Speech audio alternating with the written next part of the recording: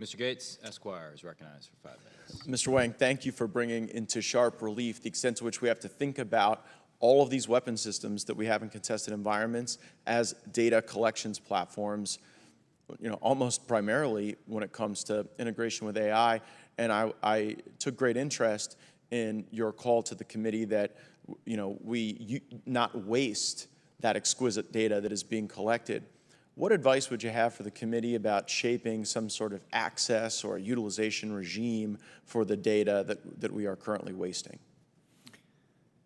I think this is one of the most important things that we can do to set up America for decades and decades of leadership in military use of AI.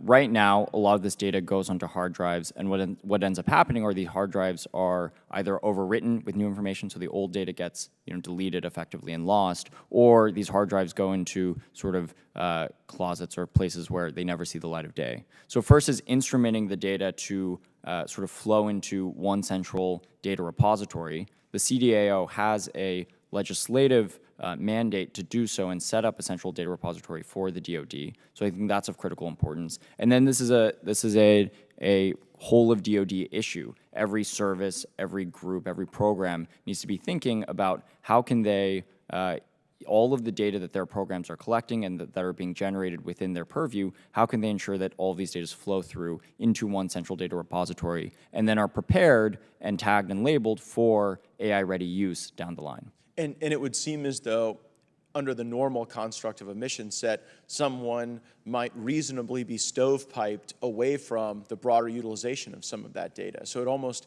seems like something that is an appendage to a mission set.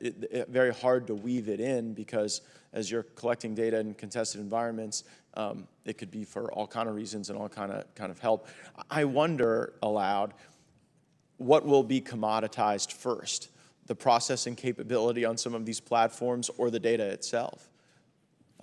Well, I think you're right that this is, data is a new asset for this new regime of AI warfare. Data truly is the ammunition that will power, our future efforts in the military. So, it is a new paradigm to think about data as a key and central resource versus, as you mentioned, an appendage that is sort of doesn't feel particularly critical to the future operation of our programs. Yeah, we do all kind of domestic policy, military policy around who can access rare earth minerals, who can access various forms of energy, and I wonder if in the future a nation state's access to exquisite data sets that have been properly stored and collected are viewed just as precious. I also wanted to reflect on the smartest hour I ever spent, and it was listening to Elon Musk with our chair and ranking member discuss some of these issues, and I would encourage anyone watching this who has an interest in the issue. Hard to find a conversation on the internet with a higher average IQ across the board than that one. But what Mr. Musk presented as an argument was that China understands that AI control of governance is equally a threat to them and to the United States. And so Mr. Musk's argument was, we really are ideal partners with China because we share a common goal to not have the AI robots ultimately take over our governance. And our chairman offered, I think, a pretty strident critique of that perspective, saying that while we view China as typically thinking long-term, in the short term, they're more team communistic genocide than they are team humanity. So I was just wondering if, because you had so much in your written testimony about your time in China and how that shaped your perspective on the ethics of all this, do you think China sees an overlap of interests with the United States on this, or do they see us as explicitly an arm's length competitor? I think it would be stretched to say we're on the same team on this issue. I think that if you look at the last generation of AI, computer vision technology, the way that China approached it was utilizing it, building an industrial base that was government funded to immediately build advanced facial recognition technology for the suppression of their population and the suppression of Uyghurs, ultimately sort of tightening the grip of their totalitarian regime. I expect them to use modern AI technologies in the same way to the degree that they can, and that seems to be the immediate priority of the Chinese Communist Party when it comes to implementations of AI. So we'll count you on Team Gallagher, not Team Elon on that. And just a question for the record, I would love to know everyone's perspective on what the most important alliances the United States is involved in when it comes to these AI regimes. You know, is it AUKUS? Is it Five Eyes?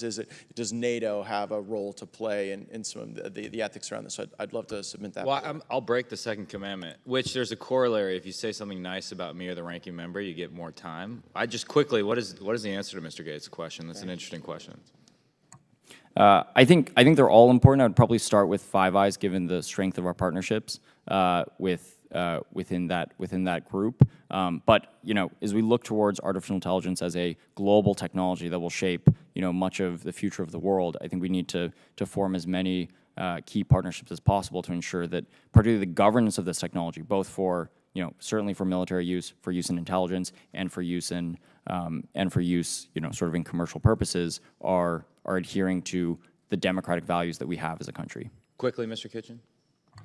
From a traditional security alliance, I would say Five Eyes and NATO will be critical. However, I would say that the broader economic partnership with our friends and allies in the European Union is going to be critical long-term and is going in the wrong direction. Happy to talk about that more.